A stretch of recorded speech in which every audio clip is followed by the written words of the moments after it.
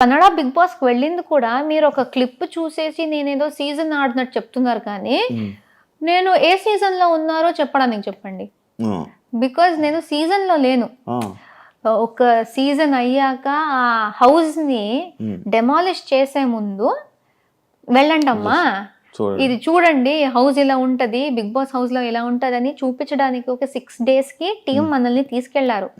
మేము బాగా ఎంజాయ్ చేసి ఏదో రిసార్ట్ కి వెళ్ళే ఫీలింగ్ లో వెళ్ళి వచ్చేసాం.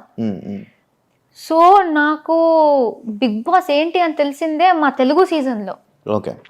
సో నేను big boss the real feel, ఈ సీరియస్నెస్ ఏముందో, ఈ రియాలిటీ షో అనే కాన్సెప్ట్ నాకు ఇదే ఎక్స్పీరియన్స్.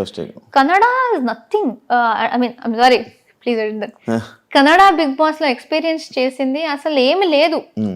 ఈ ఈ తెలుగు బిగ్ బాస్ లో ఎంత ఎక్స్పీరియన్స్ చేశాను, ఎవిక్షన్, ఓటింగ్ ఇదంతా లేదు దానిలో. ఊరికే పాటలు పాడుకోవడం, ఆడడం. నామినేషన్ ప్రాసెస్ లాంటిది ఏదో చూపించారు, అదేంటది? ఏం లేదు దానిలో. 6 days లో ఏ నామినేషన్ ఉంటుంది? జస్ట్ వెళ్ళి ఫన్ కోసం వెళ్ళి వచ్చేసాం. మధ్యలో వాళ్ళకు ఆబ్వియస్లీ 6 days వెళ్ళాము, అది కూడా టెలికాస్ట్ అయింది. దానిలో ఒక టీఆర్పీ కోసం ఒక ఫీల్ అది ఇది సెట్ చేయడానికి అందరికీ చెప్పారు, మేము మిమ్మల్ని హీరో హీరోయిన్స్ లా చూస్తాము కానీ మీ లైఫ్ లో జరిగిన ఏదైనా స్టోరీ చెప్పుకోండి అనేసి. ఓకే